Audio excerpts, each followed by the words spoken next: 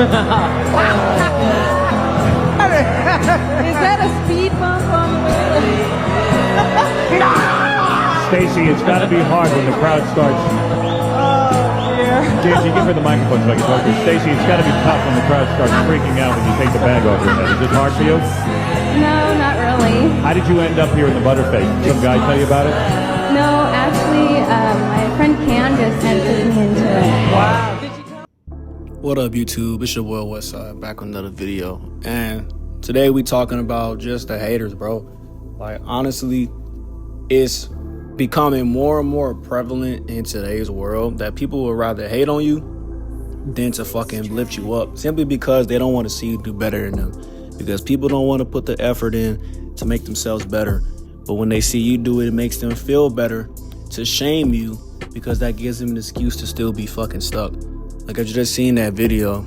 That's from some show called Butterface back in the early 2000s. And you could see everybody in the crowd. They just loving the negativity. They just there, just literally just to hate. And the girl is good looking. She not ugly. But you got the people in the crowd who they know deep down inside they don't look better than her. They know deep down inside that if they had the opportunity, they probably want to hook up with her. But instead of them being accepting of that and them wanting to spread love, they rather gather up a group of haters, gather up and just start hating just to hate. Simply under the guise of, oh, it's a TV show. And that might be what some of y'all thinking, that it's just a TV show, it's all fun and games, it's all jokes. But ask yourself this: would you, if someone told you that, hey, I got you tickets to this show, we're just gonna go up there, we're gonna laugh and hate on people. If you are interested in something like that, it's something wrong with you. It's different if it's your boys or your fucking friends, right? And y'all joking and kiki cock on. You're talking about going out of your way to hate on a multitude of people consistently, over and over again. And you can see it on social media especially. People go out there and they just shame everybody they can. As I'm looking at this, these people are working out recently. They're called the Diamond Gym, right? With Hottie and Unk in them. And they're just making content, right? Just being in the gym, being gym bros, doing what they gotta do. And then I'm looking in the comments and I'm seeing people that are specifically saying things like, oh, that's not a good workout, or you shouldn't be doing that. That's not safe. And that may be true. 100% may be true. But then I ask myself this: are you saying that because it's coming from a good place, or are you saying that because you're hating? You're sitting there on the couch. You're not in the gym working out. It's different if you just, hey, this is constructive criticism. This is what I think would help. But that's you. People aren't doing that. It is absolutely insane when somebody wants to speak on the success of somebody else and they're not successful. Like, it's coaching, got it. All right. If you're coaching somebody, you don't have to be an NFL player to be a great NFL coach. That is true. But you have to have some level of knowledge and success to speak as an NFL player in the first place. They don't just let any average Joe Schmo who played high school football coach the NFL. You got to earn that. You got to earn your respect. You got to earn your pedigree. You have to know what the fuck you're talking about, because they're going to put it to the test. Because if they don't put it to the test and it comes to find out that you don't know what the hell you're talking about and you're spewing all this nonsense, not only are you going to lose credibility, you're also going to lose an audience. You're also going to lose people who probably could have went on to be something great. And hate is a really funny thing. And I say it's funny because it can be dressed up in so many different ways. It could be dressed up as, oh, I'm just looking out for you. It could be dressed up as, I want better for you. It could be dressed up as, oh, well, I'm just saying it just to say it, like, don't take it so personal. And then it'd be some of the most hate-filled stupidity you ever heard in your life, all right? And you can look at your friends around you, for example.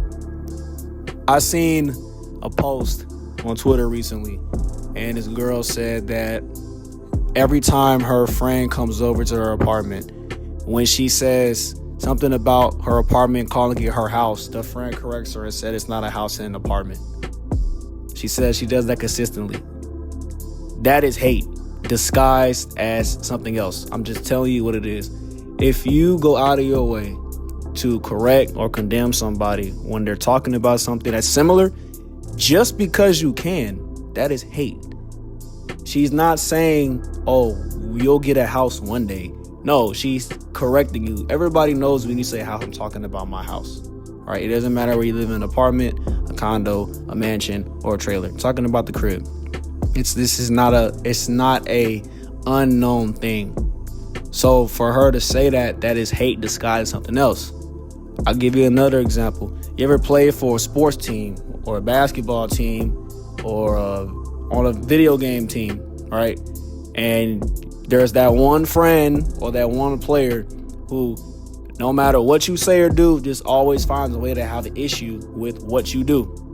And then they hit you with the, oh man, I'm just saying this could have been better. Or I'm just telling you what could have been done to make it easier for everybody else, or something along those lines. That is also hate disguised, because they're not trying to help you. As they're saying, it's a facade. They're just giving themselves fuel to continue to hate on you, just because they don't want to make the improvements.